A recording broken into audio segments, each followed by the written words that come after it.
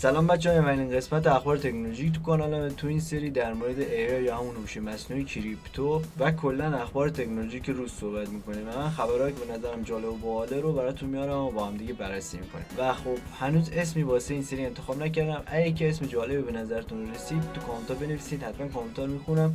شاید اسمی که شما گفتین رو انتخاب کردم. بریم سراغ اولین خبر که مربوط به سوپر اپ ایکس یا اون توییتر سابق. ایلان ماسک توش گفته تماس صوتی و تصویری رو به ایکس میاره و نیازی نیست که از شماره تلفن استفاده کنید. همینطور روی iOS، اندروید، مک و پی سی هم کار. این کارم از سری جاه طلبی‌های ایلان ماسک که میخواد یه سوپر اپ بسازه و خب داره این کارو انجام میده. بریم سراغ خبر دوم. خبر بعدی که یه خبر خوبه مربوط به برداشت شدن تحریم گوگل لنز. ایمان رحمتی که یکی از مدیرای ارشد فایربیس گفته که خبر خوش اینه که بلاک گوگل لنز برداشته شده. تا جمعه باید به 100% کاربرهای ایرانی رولات بشه. ایمیج سرچ هم باید کار کنه، داخل پرانتز نه. بعد گفته اگه تونین تست کنین که اپ گوگل ترنسلیت با لنز کار میکنه یا نه. و با عرض پوزش از تهران تایمز به خاطر لغو نعمت تحریم. اگرم کلا نمیدونین گوگل لنز چیه، گوگل لنز یه نرم افزار از سری نرم افزارهای گوگله که میتونین متن توی عکس رو ترجمه کنین، یا هم کپیش کنین، یا اگه میخواین تو اینترنت سرچ کنین، یا هم کل عکس رو داخل اینترنت سرچ کنین. الان امروز 12 شهریور، من خودم تست کردم، کار نمیکرد نرم افزار و کامنتار که خوندم متوجه شدم که ایمان رحمتی گفته بود که هنوز طول میکشه و خب این هنوز کاملا برای ما فعال نیست. خبر بعدی در مورد تپسی. میلاد منشیپور که مدیر عامل تپسی هم هست گفته طی روزهای گذشته متوجه دسترسی غیرمجاز به زیرساخت شرکت تپسی و برداشت بخش از اطلاعات شد. به محض کشف این موضوع ضمن ثبت شکایت، پلیس را در جریان قرار دادیم و راه دسترسی آنها را بستیم. مطابق ایمیل هایی که از گروه مهاجم دریافت کردیم، قصد آنها از این کار اخاذی بوده و برای عدم نشر اطلاعات درخواست پول کردند. ما تصمیم گرفتیم که به این اخاذی تن ندهیم، چرا که در مذاکره با آنها متوجه شدیم که نه تنها ضمانتی برای عدم نشر اطلاعات و سوء استفاده آیاتی وجود ندارد، بلکه تشویق برای ادامه این اقدام در مورد سایر شرکت ها نیز خواهد. در ادامه تلاش ما کمک به پلیس برای شناسایی گروه مهاجم و جلوگیری از فروش اطلاعات است. در انتها بابت این اتفاق متاسفم، مسئولیت آن را میپذیرم و حتما بررسی دقیقی در مورد دلایل وقوع آن خواهم داد. مطابقاً گزارش این بررسی را اعلام خواهم کرد. همونطور که می‌دونید تپسی تاکسی اینترنتی از رقبای اسنپه. طبق گفته میلاد نوری، اطلاعات بیش از 27 میلیون مسافر شامل نام خانوادگی، نام، شماره تلفن همراه، شهر و بعضاً ایمیل، اطلاعات بیش از 6 میلیون راننده، این اون مسافرها بود قبلی‌ها، اطلاعات بیش از 6 میلیون راننده، نام خانوادگی، کد ملی، شهر، شماره همراه، اطلاعات بیش از 136 میلیون سفر شامل آیدی مسافر، آدرس کامل مبدأ و مقصد، آدرس کوتاه مبدأ و مقصد، مشخصات جغرافیایی جی پی اس لوکیشن مبدأ و مقصد، سورس کد محصولات شرکت تپسی مانند اپلیکیشن های موبایل، اطلاعات دستگاه همراه مسافر و راننده. همونطور که میدونین تو کشور هک زیاد میشه، خب کسی هم جوابگو نیست تقریبا و این اتفاق خیلی افتاده. الان یه رشته سوی دیگه میلاد نوری گذاشته که من اون براتون میخونم. اینا اطلاعات هک اخیر تپسی بود و خب میلاد نوری پست دیگه گذاشته اطلاعاتی که قبلا از بقیه هک شده رو توش گفته. من اونم براتون میخونم که ببینید چه اطلاعات قبلا رو رفته. 42 میلیون اطلاعات کاربرای تلگرام ایرانی که قبلا مردم نصب می‌کردن برای اینکه از فیلترینگ بگذرن. 5.5 میلیون مشترک رایتل و سایر اپراتورها، اطلاعات رانندگان تپسی، اطلاعات کاربران علی بابا و یه سری اطلاعات دیگه. یه سایت خیلی باحالی که اینجا ساختن، سایت لیکفای، که تمام این اطلاعات لو رفته رو جمع کرده و کنار هم گذاشته. کافی شما شماره تلفنتون رو بزنین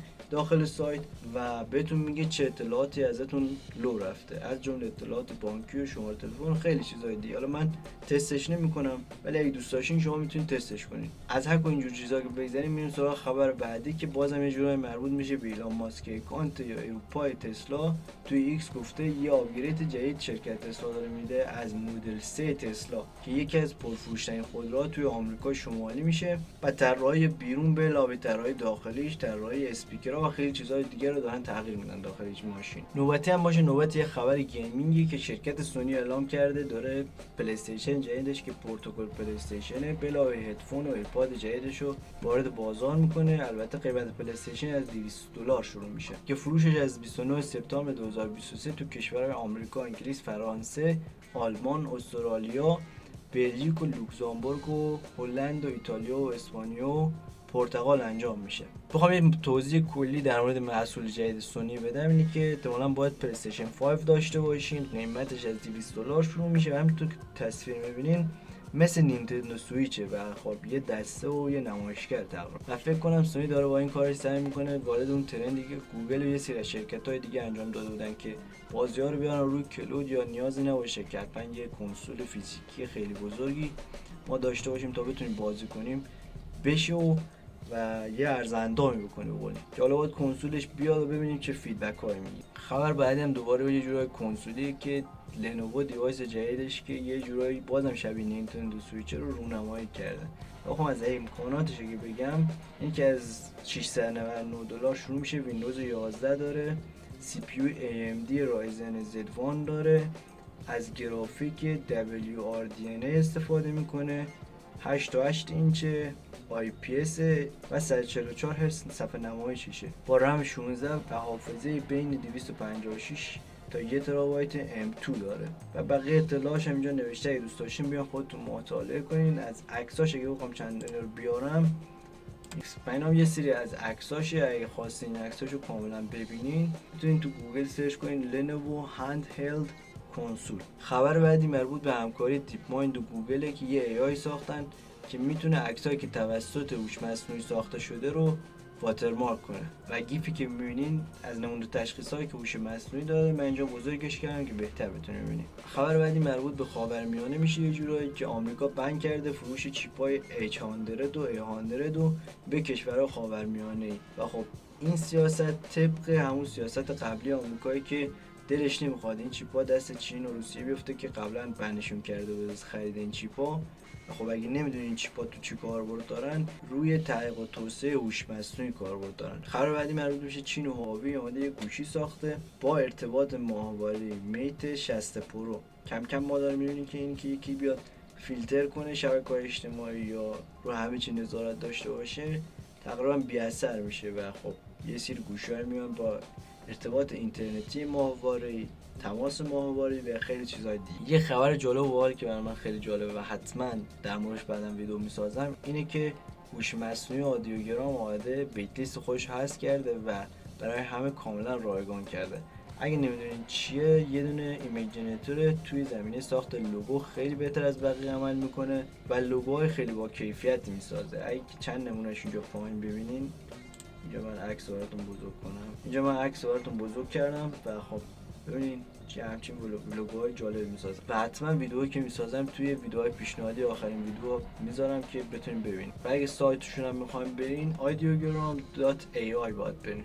میریم سراغ یه خبر قانونگذاری در مورد هوش مصنوعی، درباره اینکه ایمیج جنریتورها یا الگوریتمایی که عکس تولید میکنن هیچ کپی رایتی بهشون تعلق نمیگیره. قاضی فدرال آمریکا اعلام کرده که عکسایی که با الگوریتم‌های هوش مصنوعی تولید میشن و هیچ دست انسان یا انسانی توشون دخیل نیسته هیچ کپی رایتی بهشون تعلق نمیگیره و شما نمیتونید کپی رایت روش بذارید. و خب هیچکی نمیدونه که قانون آینده به کجا میره و چجوری هوش مصنوعی رو میشه استفاده کرد. الان آمریکا اعلام کرده که شما نمیتونید روی عکسی که با هوش مصنوعی تولید شده کپی رایت بذارید و شاید تو آینده برعکس شده قانون طور دیگه‌ای بود. آخرین خبرم مربوط میشه مایکروسافت که گفته هوش مصنوعی رو به پینت و فوتوز توی ویندوز 11 میاره و داره سعی میکنه که با ترند روز خودش رو آپدیت و بروز نگه داره.